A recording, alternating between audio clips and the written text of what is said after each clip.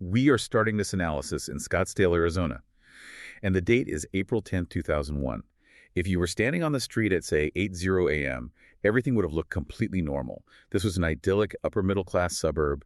You know, the lawns were manicured, the sun was already up, and it was quiet. It was that kind of silence you expect in a neighborhood where people feel incredibly safe. But at exactly 8:42 a.m., that silence didn't just break. It was completely shattered. A massive explosion ripped through a house on the block. And I don't mean a small kitchen fire or popped window. This was a concussive blast, strong enough to collapse brick walls. Right. The physical force involved in an explosion of that magnitude is difficult to overstate. We are talking about a blast wave capable of rattling the frames of houses half a mile away. That is roughly 800 meters in every direction. It creates an immediate, chaotic radius of destruction. The front of the house in question was essentially sheared off. Roof tiles were found blocks away from the epicenter. And the immediate reaction from the neighborhood was just pure desperation. You really have to imagine the scene. Before any official first responders, before the police or fire trucks could even get there, you have neighbors running out of their own homes. They are grabbing standard garden hoses, running toward this inferno, and trying to fight flames that are reportedly reaching 20 feet into the air. Which is about 6 meters high. Right, 6 meters. It was a valiant effort by the community, but completely futile against a fire fueled by that kind of accelerant. It actually became even more dangerous for those neighbors and for the arriving firefighters, because the explosion wasn't the end of the event. There were secondary explosions coming from inside the burning shell of the structure.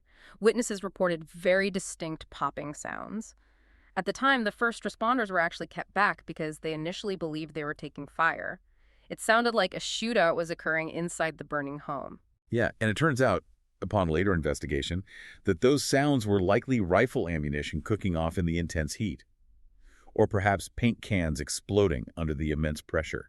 But that confusion effectively kept help at a distance during those critical first minutes. The firefighters had to treat it as a potential active shooter scene while simultaneously fighting a massive structural fire.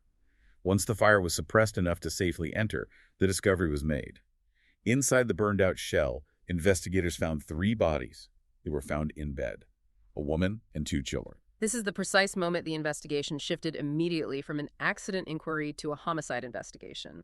The victims were identified as Mary Fisher, age 38, and her 2 children, Brittany, who was 12, and Bobby, who was 10.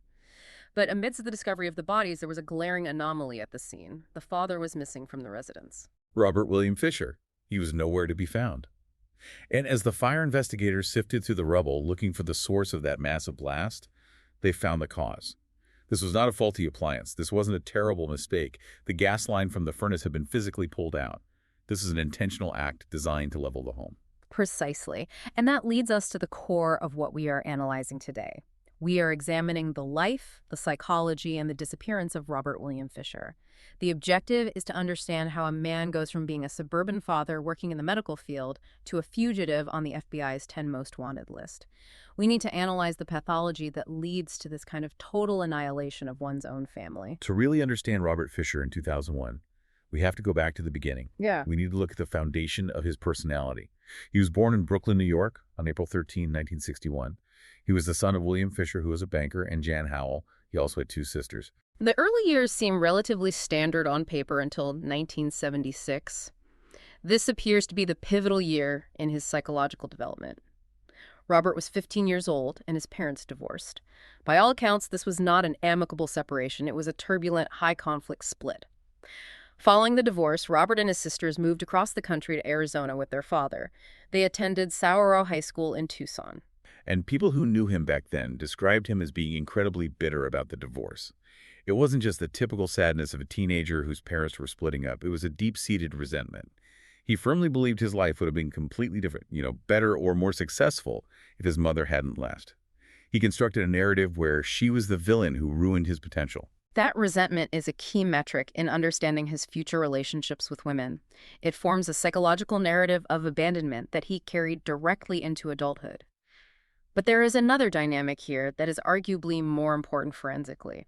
His mother, Jan, later told investigators that during her marriage, she had been what she called a yes sir wife.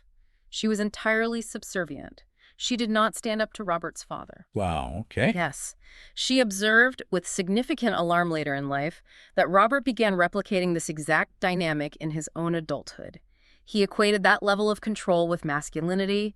He saw his father's dominance as strength and his mother's eventual departure as a betrayal of her designated role. So after high school, he enlisted in the U.S. Navy. And this is where we see a significant blow to his ego, one that likely festered for years. He didn't just want to be a sailor, he attempted to become a Navy SEAL. And he failed the program. This is a critical psychological marker for investigators. For a man like Fisher, who structures his entire self-worth around physical capability, dominance, and being part of an elite group, failing out of the SEAL program is a profound humiliation. He doesn't just want to serve. He requires recognition as superior. When that didn't happen, he moved on to firefighting in California. But that career was cut short as well, wasn't it? He suffered a back injury that forced him to retire from firefighting. Correct. Which left him with chronic pain. This injury is important not just for his medical history, but for his physical profile and identification. It resulted in a very peculiar posture. He walks with an erect, chest-out gait to compensate for the lower back issue. It became a highly distinctive physical identifier for him. He eventually transitioned into the medical field in Arizona. By the time of the murders in 2001, he was working as a surgical catheter technician and a respiratory therapist. He was working at the Mayo Clinic in Scottsdale. The workplace reports are particularly interesting because they contrast so sharply with what we later learned about his domestic life. At the Mayo Clinic, he was described by colleagues as a quiet employee.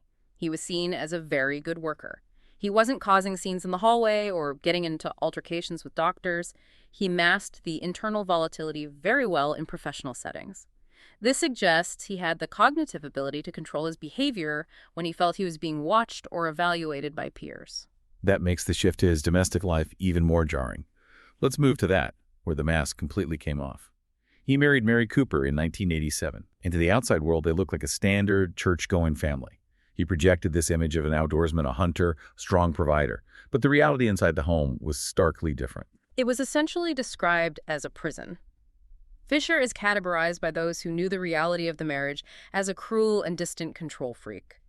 The marriage was defined by constant conflict, largely revolving around intimacy and money.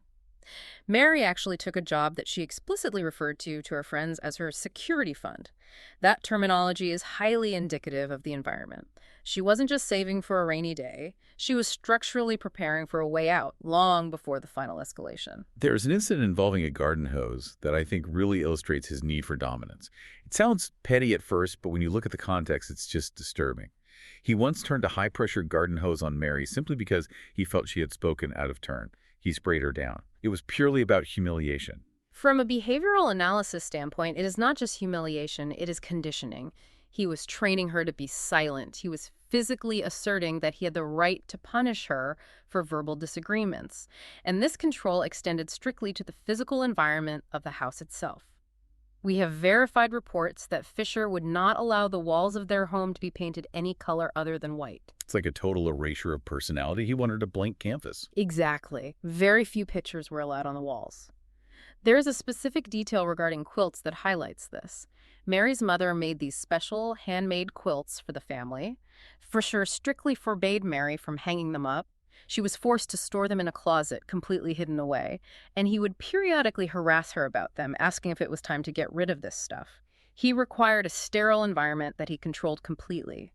Any expression of Mary's personality was categorized as clutter or a loss of his visual control. And this behavior wasn't limited to Mary. It extended directly to the children, Brittany and Bobby. He seemed particularly hard on his son, Bobby. He was visibly embarrassed that Bobby, who was 10 at the time of his death, did not share his passion for hunting or fishing. Fisher viewed this as a negative reflection on his own masculinity. If his son wasn't a traditional outdoorsman, Fisher felt it made him look like a failure as a father to his peers. There is a documented account of a boat incident that is indicative of his parenting style. Fisher decided to teach Bobby and Brittany to swim by simply throwing them off the boat into deep water. Right, a hunting partner, Sandy Gillespie, was actually there on the boat when this happened. He recounted that the children were crying, completely terrified, Brittany was screaming, and when Fisher finally pulled them back into the boat, his reaction wasn't comfort or reassurance. He just looked at them and coldly said, "Now there, how's that?" It demonstrates a documented lack of empathy. He creates a traumatic event and views it as a necessary lesson. He failed to comprehend why they were afraid. He only despised that they weren't performing up to his strict physical standards. This behavior deliberately isolated the family. Mary's mother noted that Fisher didn't socialize often with his own extended family either. He had a severe fear of getting too close to people and then losing them. This is an observable echo of that childhood divorce trauma. He controls people to prevent them from leaving, or he aggressively pushes them away so he cannot be emotionally impacted. It is a self-fulfilling cycle of isolation. As we approach the year 2001, the warning signs began to escalate significantly. We see a clear psychological deterioration. There is the incident with the stray dog, which is particularly chilling when you look back at it. This is a recognized red flag in forensic psychology. Fisher shot a stray pit bull. Now, his official claim to the responding police was that the dog attacked his Labrador. However, subsequent police analysis of the event suggests he orchestrated the encounter. He actively wanted to kill the dog. He created a specific scenario where he would be legally justified in using lethal force. It is often viewed as a rehearsal for violence. He needed to experience what it felt like to kill a living thing and avoid consequences. And friends also noticed strange behavior on hunting trips during this period. On one occasion, after killing an elk, Fisher smeared its blood on his face. It is a ritualistic behavior. It is deviating from the standard practice of hunting into something more primal and disturbed. He was attempting to connect with some internalized idea of a warrior status, but it came across as deeply unstable to those around him. There was also a documented instance of public aggression where he sneaked up behind a picnicking family in the woods and emptied his gun into the air. He was actively testing boundaries, analyzing how much fear he could induce in complete strangers without facing a penalty. By 1998, the marriage was effectively collapsing. Fisher actually began speaking about suicide. Suicide ideation is a frequent component of the family annihilator profile. Individuals in this category see the end of the family unit as the end of their own existence. They view the family members as extensions of themselves, not as independent human beings. The couple did go to their senior pastor for counseling in 1998, but the destructive behaviors continued. Fisher eventually confessed to coworkers about a brief encounter involving a sex worker in a massage parlor. And that affair caused a major health scare for him in December 2000, which is just months before the murders took place. He contracted a urinary tract infection. He was reportedly terrified that Mary would discover the infection and definitively link it to the infidelity. The psychological walls were closing in on him. He had previously been very active in the Scottsdale Baptist Church men's ministry, but he began withdrawing from all those activities a few months before April 2001. He was systematically retreating into himself. Mary had clearly reached her breaking point. In the weeks leading up to April 10, she told friends she was officially going to divorce him.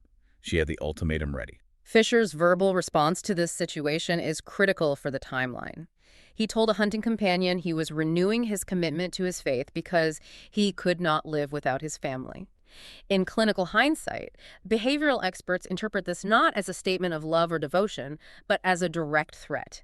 He was stating that he would not allow the family to exist without his presence. If he could not maintain ownership of them, no one would. That brings us to the night of April 9th, 2001, the night right before the explosion. Investigators have constructed a timeline from noise complaints and electronic footprints. At 10:00 p.m., neighbors report hearing a very loud argument inside the Fisher home. This is assessed as likely the moment the final confrontation regarding the divorce occurred. Police initially theorized that the murders happened between 9:30 p.m. and 10:15 p.m. We know for a fact that at 10:43 p.m., Fisher appears on an ATM camera. He is seen withdrawing $280. You can clearly see Mary's Toyota 4Runner in the background of that footage. For a long time, the investigative assumption was relatively straightforward. He committed the murders, immediately went to the ATM to acquire cash for his escape, and fled the area. But we have to address the 2025 update regarding the timeline. This is a crucial piece of forensic information. A media inquiry in 2025 revealed 2 previously uncontacted witnesses. Right, this changes everything. Witness 1 reported seeing Mary's car parked outside the home at 3:30 a.m. And then Witness 2 saw the car still parked there at 5:30 a.m. This drastically alters the behavioral profile of that night. It strongly implies Fisher left the house to get the cash, but then returned to the residence. He did not flee immediately. He went back and remained in the house with the deceased bodies for several hours. This significantly shortened his operational head start. Instead of leaving at 11 p.m., as previously thought, he likely stayed until shortly before the explosion at 8:42 a.m. He was inside that structure, waiting. The image of that is just horrifying to consider. Him sitting in that house, in the complete silence, knowing exactly what he had done, and just waiting for the sun to come up over the neighborhood. It suggests an extreme level of calculation and perhaps psychological hesitation. Or, from a purely mechanical standpoint, he may have been utilizing those final hours to ensure the arson mechanism was set up perfectly to destroy the evidence. Let's discuss the method of murder. It varies between the victims in a way that I know investigators found very telling. Mary was shot in the back of the head. It is categorized as an execution-style homicide. It is impersonal, rapid, and physically detached. But the children, Brittany and Bobby, their throats were slashed from ear to ear. This distinction in the method of murder is forensically significant. The shooting of the spouse is detached. The slashing of the children is intimate, brutal, and visceral. It requires sustained physical contact and force. Why would there be such difference?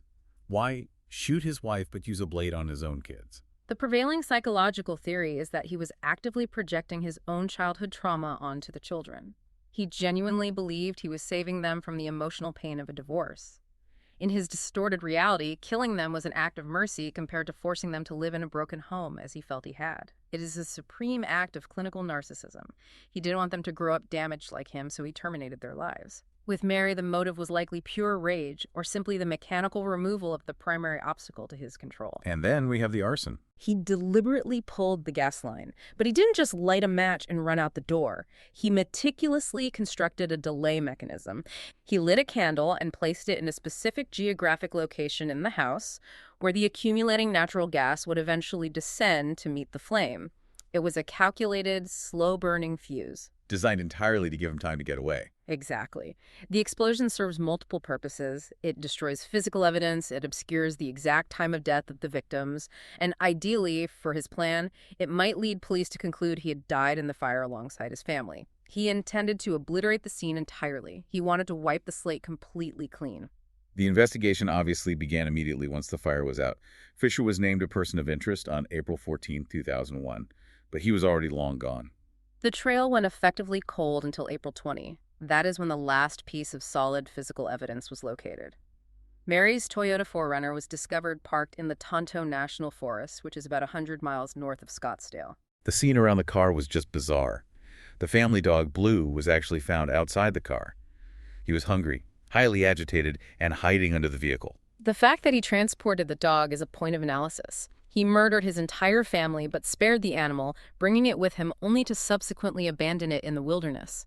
Inside the vehicle, investigators found an Oakland Raiders hat, which was identical to the one he was wearing in the ATM footage. And quite uniquely, a pile of human excrement was found deposited near the passenger door. This was located in a very rugged, remote area, and there were significant missed opportunities here by law enforcement at the time. Very significant missed opportunities. The vehicle was located less than a mile from the Fort Apache Indian Reservation border. Police did not extend their search onto the reservation at that time. Furthermore, a couple actually witnessed a man closely resembling Fisher walking near that area days before the car was officially found. However, they didn't report the sighting to authorities until much later. There's also what investigators call the caves theory. This remains a major point of contention in the case. The geological area near where the car was abandoned contains a highly complex network of caves. These systems extend for miles underground. Fisher was an avid outdoorsman. He knew this specific terrain intimately. He had previously camped in that exact region. But the police only searched one cave. Correct. They searched one single cave out of dozens in the immediate vicinity. Professional cavers have continually suggested he could have entered that deep system and either committed suicide or succumbed to low oxygen levels deep inside the rock formations. It functions as a perfect natural tomb. If an individual goes deep enough, they might never be recovered. However, it must be noted that professional cavers have explored that specific system for years since the event, and no human remains have ever been located. There's a connection to a witness named Lori Greenbeck as well. Yes. She stated to investigators that her husband actually camped with Fisher in that exact geographic area shortly before the murders occurred in April. This heavily suggests premeditation. He wasn't just camping for leisure, he was actively scouting his future drop-off point. He was mapping his exit route before he ever pulled the gas line. So Fisher officially became a fugitive. On July 19, 2001, a state arrest warrant was issued. That was for 3 counts of first-degree murder and 1 count of arson. Then the federal warrant for unlawful flight to avoid prosecution followed shortly after. And on June 29, 2002, He was placed on the infamous list, the FBI 10 Most Wanted. He was designated as the 475th fugitive on that specific list. The Bureau offered a reward of $100,000 for information directly leading to his capture. But then, skipping ahead to November 3, 2021, something happened that I think confused a lot of people following the case. He was removed from the top 10 list. We absolutely need to clarify this protocol because it caused widespread misconceptions in the public. Being removed from the top 10 list does not indicate that the suspect is no longer wanted. The list functions primarily as a marketing and publicity tool for the FBI. It is designed to generate media attention that leads to actionable tips. The FBI released a statement explaining that after nearly 20 years, the extensive publicity surrounding Fisher was no longer generating new leads. So they removed his profile to allocate that space to a new active threat, specifically an MS-13 gang leader. Fisher remains a federal fugitive. He is still actively wanted. He just isn't featured on that specific poster anymore. Over the years, there have been a lot of leads, but they all turned out to be false leads. Many of them. The most notable instance occurred in 2004 in Vancouver, Canada. Local authorities arrested a man who bore a striking physical resemblance to Fisher. He even presented with a missing tooth in the exact same spot where Fisher had a gold bicuspid, and he possessed a surgical scar on his lower back. That seems incredibly specific. It feels like way more than just a random coincidence. It does appear statistically improbable, but the definitive fingerprint analysis did not match Fisher's records. The individual was held in custody for a week until a relative physically identified him. It was a complete dead end. There were other unconfirmed sightings, including one in Guatemala in 2009 involving an altercation with tourists, and a tactical police raid in Colorado in 2014 based on a tip, but absolutely nothing has ever been scientifically confirmed. So we're essentially left with theories. Where is he? Theory A is suicide. It is often considered the most parsimonious theory by behavioral analysts. He demonstrated suicidal ideation in 1998. The crime itself was an act of extreme finality. Furthermore, surviving long-term in the wild is incredibly difficult, even for a trained outdoorsman. If he walked into those cave systems or deep into the dense forest and ended his life, nature could have hidden the remains very effectively from search parties. But nobody was ever found. And we know he specifically brought cash with him. And those factors fuel Theory B and Theory C, which revolve around survival. He possessed a high level of arrogance. He deliberately withdrew cash. He scouted the location beforehand. This behavior does not indicate a panic response. It indicates a structured plan. Theory C is integration. That he is alive right now, living under a completely new identity. This is considered the nightmare scenario for law enforcement. He could be working a cash-in-hand job, such as a handyman or a day laborer in a small town. His physical appearance is often described as average. If he successfully crossed the international border before the implementation of tighter security measures post-2001, he could easily be residing in Mexico or Central America. And the police have a very specific, chilling fear regarding this integration scenario. The primary fear motivating the continued search is that he has started a new family unit. He fits the profile of a serial monogamist who requires that specific environment of control. If he has integrated and formed a new family, the psychological clock is ticking. If that new partner challenges his authority or threatens to leave him as Mary did, the destructive cycle could repeat itself entirely. That is the core reason authorities keep the file active. For those listening, there are physical identifiers that generally don't change over time. He is known to chew tobacco, specifically the Copenhagen brand. But his gait is the primary identifier. He walks with his chest pushed out. An unusually erect posture developed to compensate for that old firefighting back injury. He has a visible surgical scar on his lower back. And regarding his behavioral profile, he presents as highly arrogant. He typically acts as a know-it-all in social situations. This case really remains one of the most disturbing, unresolved mysteries in American criminal history. It is a definitive study in pathological control. A man who would literally rather destroy his entire world than lose his absolute grip on it. He is still considered armed and highly dangerous, with potential historical ties to areas in Florida and New Mexico. We will leave the discussion there. The thought that he might be out there right now, maybe in a new house, demanding the walls be painted perfectly white. It is just a haunting possibility to consider. Thanks for listening.